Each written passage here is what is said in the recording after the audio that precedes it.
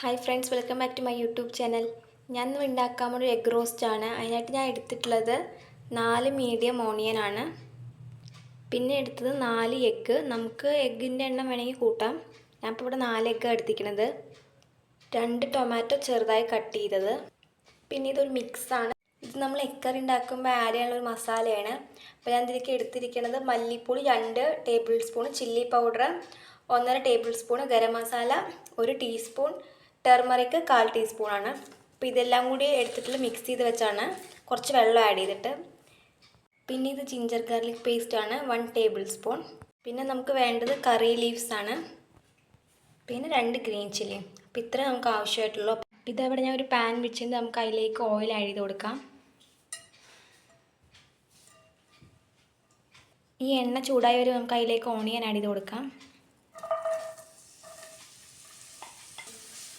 ഇനി നമുക്ക് അതിലേക്ക് ഗ്രീൻ ചില്ലി ആഡ് ചെയ്ത് കൊടുക്കാം, കറിവേപ്പില ആഡ് ചെയ്ത് കൊടുക്കാം. ഇനി അതെല്ലാം കൂടെ ഒന്ന് മിക്സ് ചെയ്ത് കൊടുക്കാം.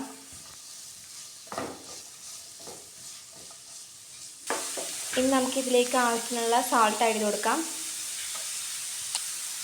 ഇനി അതെല്ലാം കൂടെ നന്നായി ഇളക്കി കൊടുക്കാം. ഇനി നമുക്കിതിലേക്ക് ജിഞ്ചർ ഗാർലിക് പേസ്റ്റ് ആഡ് ചെയ്ത് കൊടുക്കാം. ഇതെല്ലാം നന്നായി മിക്സ് ചെയ്ത് കൊടുക്കാം.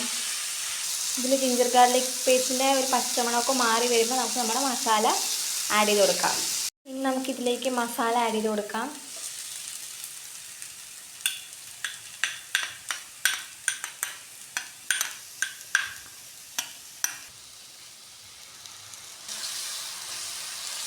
ഇതെല്ലാം കൂടി മിക്സ് ചെയ്യാം.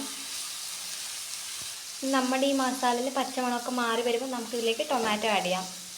അപ്പോൾ ഞാൻ ഇതിൽ പച്ചമണമൊക്കെ ഒന്ന് മാറിയിട്ട് വഴറ്റിയെടുത്ത് കാണിച്ചു തരാം.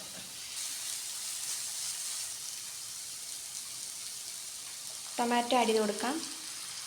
നമ്മുടെ ടൊമാറ്റോ എല്ലാം നന്നായി ഒന്ന് മിക്സായി വരുമ്പോൾ നമുക്കിതിലേക്ക് കുറച്ച് വെള്ളം ആഡ് ചെയ്ത് കൊടുത്ത് നമ്മുടെ എഗ്ഗ് ആഡ് ചെയ്ത് കൊടുക്കാം.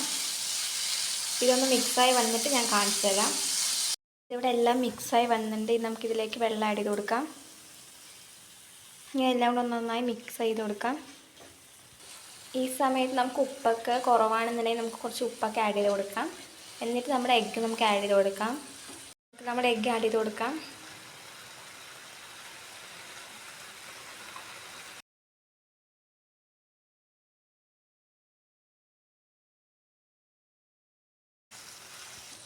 അളവൊക്കെ ഞാൻ ഡിസ്ക്രിപ്ഷൻ ബോക്സിൽ കൊടുക്കുന്നുണ്ട്, എത്ര എടുത്തതെന്നൊക്കെ. നമുക്കിനി ഇതിലേക്ക് മല്ലിയില ആഡ് ചെയ്ത് കൊടുക്കാം. നമ്മുടെ ഈ റോസ്റ്റ് ഒന്ന് ഡ്രൈ ആയി വരുന്ന വരെ നമുക്ക് മിക്സ് ചെയ്ത് കൊടുക്കാം. ഡ്രൈ ആയി വരുമ്പോൾ നമുക്ക് ഫ്ലെയിം ഓഫ് ചെയ്യാം. അപ്പോൾ അതിൻ്റെ ഫൈനൽ ലുക്ക് കാണിച്ചു തരാം ഇങ്ങനെയാണ്. അപ്പോൾ ഇതാണ് നമ്മുടെ എഗ് റോസ്റ്റിൻ്റെ ഒരു ഫൈനൽ ലുക്ക്. എല്ലാവരും വീട്ടിൽ ട്രൈ ചെയ്യണം. ഇത് നമുക്ക് ചപ്പാത്തിയൊപ്പമോ നാനിൻ്റെ ഒപ്പമോ കഴിക്കാം. അപ്പോൾ ട്രൈ ചെയ്തിട്ട് ഫീഡ്ബാക്ക് കമൻസിൽ അറിയിക്കണം. ലൈക്ക് ചെയ്യണം, ഷെയർ ചെയ്യണം, സബ്സ്ക്രൈബ് ചെയ്യണം. തൊട്ടടുത്തുള്ള ബെല്ലൈക്കണിലുള്ള ആളിനും കൂടി എനേബിൾ ചെയ്യണം. അപ്പോൾ അടുത്ത നല്ലൊരു വീഡിയോ കാണാം. ബൈ.